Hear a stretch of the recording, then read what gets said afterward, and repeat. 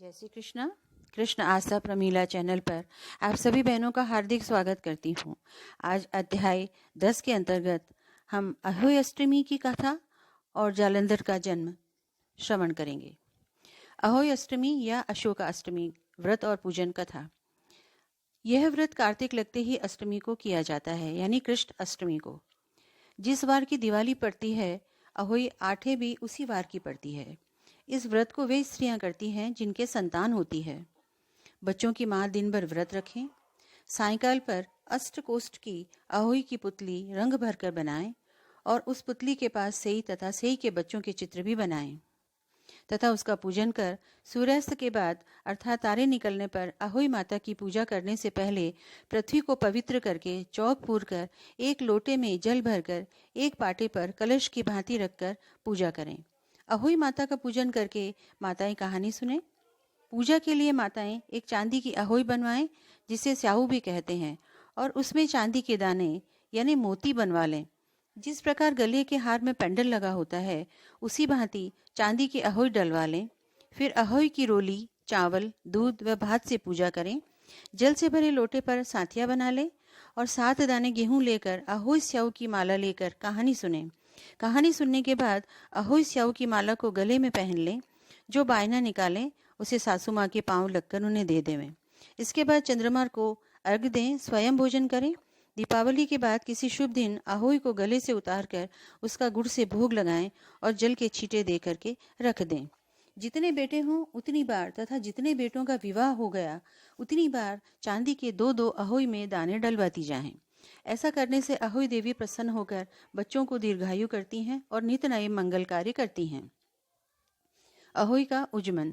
जिस स्त्री के बेटा हुआ हो अथवा बेटे का विवाह हुआ हो, उसे अहोई माता का उजमन करना चाहिए।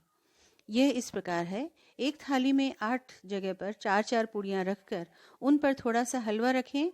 इसके साथ ही एक पीली साड़ी, ब्लाउज, उस पर सामर्थ्य अनुसार रुपए रखकर थाल के हाथ फेरकर श्रद्धापूर्वक सासू माँ के पांव लगकर वह सारा सामान सासू माँ को दे देवें।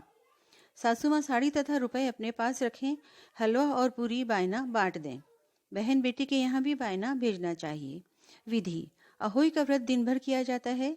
जिस समय तारा आकाश मंडल में उदय हो जाए उस समय वहां पर जल का लोटा रखकर चांदी की स्याऊ और गुड़िया रखकर मौली में पिरो लेवें। तत्पश्चात रोली चावल से अहोई माता के सहित स्याऊ माता को हलवा आदि का भोग लगाकर कहानी सुने। कथा इस प्रकार है। एक नगर में एक साहूकारनी रहा करती थी। उसके 7 लड़के थे।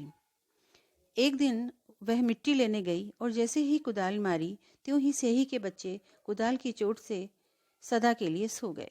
इसके बाद उसने कुदाल को सेही के खून से सना देखा और उसे सेही के बच्चों के मर जाने पर बड़ा दुख हुआ, परंतु वह विवश थी और यह काम उसने अनजाने में किया। इसके बाद वह बिना मिट्टी लिए ही खेद करती हुई वापस अपने घर आ गई। और उधर जब सेही अपने घर में आई तो उसने अपने बच्चों को मरा देखकर नाना प्रकार से विलाप करने लगी और दुराशीष देने लगी कि जिसने मेरे बच्चों को मारा है उसे भी इसी प्रकार का कष्ट हो। तत्पश्चात सेही के श्राप से सेठानी के 7 लड़के 1 साल के अंदर ही मर गए। इस प्रकार अपने बच्चों को असमय काल के मुंह में जाता देख करके सेठ सेठानी बहुत दुखी हुए और उन्होंने किसी तीर्थ पर जाकर अपने प्राणों को तज देना उचित समझा। इसके बाद वे घर बार छोड़कर पैदल ही किसी तीर्थ की ओर चल दिए और खाने पीने की ओर कोई ध्यान न देकर जब तक उनमें शक्ति और साहस रहा तब तक वे चलते ही रहे और जब वे पूर्णतया असक्त हो गए तो मूर्छित होकर के गिर पड़े। उनकी यह दशा देखकर भगवान करुणा के सागर ने उनको मृत्यु से बचाने के लिए उनके पापों का अंत चाहा और इस अवसर पर आकाशवाणी हुई कि हे सेठ, तेरी सेठानी ने मिट्टी खोदते समय ध्यान न देकर सेही के बच्चों को मारा था। इस कारण तुम्हें अपने बच्चों का दुख देखना पड़ा। अब यदि पुनः घर जाकर तुम मन लगाकर गौ की सेवा करो और अहोई देवी का विधि विधान से व्रत आरंभ करो, प्राणियों पर दया रखते हुए स्वप्न में भी किसी को कष्ट नहीं दोगे तो तुम्हें भगवान की कृपा से पुनः संतान का सुख प्राप्त होगा। इस प्रकार की आकाशवाणी सुनकर सेठ सेठानी कुछ आश्वस्त होकर भगवती देवी का स्मरण करते हुए अपने घर को चले आए। इसके बाद श्रद्धा शक्ति से न केवल अहोई माता के व्रत के साथ गौ माता की सेवा आरंभ की, अपितु सब जीवों पर दया भाव रखते हुए क्रोध और द्वेष का परित्याग भी कर दिया। ऐसा करने के पश्चात भगवान की कृपा से सेठ सेठानी पुनः 7 पुत्र वाले होकर अगणित पोत्रों सहित संसार में नाना प्रकार के सुखों को भोगने के पश्चात स्वर्ग को चले गए। इति कथा।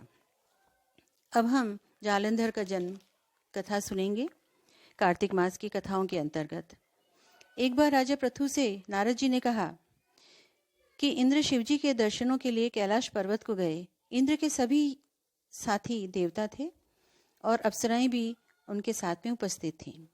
कैलाश पर जाकर इंद्र ने भयंकर कर्म वाले, दांतों और आंखों से भयानक लगने वाले एक पुरुष को देखा। इंद्र ने उससे पूछा, तू कौन है? जगदीश्वर शिव कहाँ है?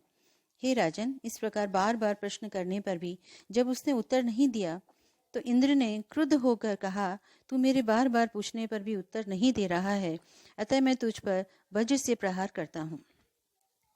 ऐसा कहकर इंद्र ने वज्र से उसे मार डाला। वज्र के लगने से उस पुरुष का कंठ नीला हो गया और वज्र भस्म हो गया। रुद्र भगवान अपने तेज से जलाते हुए प्रकट हुए। उन्हें देखकर बृहस्पति ने शीघ्र ही हाथ जोड़कर इंद्र से भूमि पर दंडवत प्रणाम करवाया और स्वयं प्रणाम करके स्तुति करने लगे। नमो देवादिदेवाय त्रयंबकाय कपर्दिने त्रिपुरनाय शर्वाय बलोन्धकय निषूदने विरूपाय तिरूपाय बहुरूपाय शंभवे यज्ञ विध्वंस करते वे यज्ञानाम फलदायिने कालांतकाय कालाय काल भोगी धराय च नमो ब्रह्म शिरो हंत्रे ब्रह्मणाय नमो नमः। हे देवों के देवती नेत्र कपर्दी, मैं आपको प्रणाम करता हूँ। त्रिपुर के संहारक, शर्व तथा अंधक दैत्यों को मारने वाले आपको प्रणाम है। आपके तीनों रूप, विरूप, अतिरूप और बहुरूप को मैं प्रणाम करता हूँ। दक्ष का यज्ञ विध्वंस करने वाले और यज्ञ फल देने वाले आपको प्रणाम है।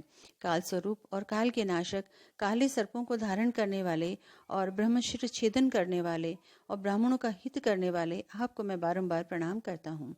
जब बृहस्पति ने इस प्रकार स्तुति की तो शिवजी अपनी उस नेतागिरी को शांत करते हुए, जिससे कि तीनों लोग भस्म हो सकते थे, बोले, हे ब्राह्मण, तुम्हारी इस स्तुति से मैं प्रसन्न हूँ। वर मांगो। इस समय इंद्र को जीवनदान से तुम्हारा नाम जीव हो जाएगा। बृहस्पति जी ने कहा, हे देव, यदि आप मेरी स्तुति से प्रसन्न हैं तो शरणागत इंद्र की रक्षा कीजिए और मस्तक के नेत्र से उत्पन्न हुई यह अग्नि शांत कीजिए।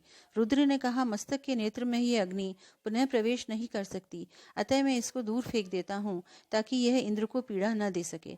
ऐसा कहकर शिवजी ने उस अग्नि को हाथ में लेकर खारे समुद्र में फेंक दिया।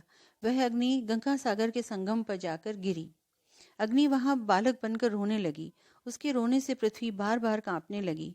अग्नि ने अपने रोने के शब्द से सत्यलोक तक का भाग बहरा कर दिया।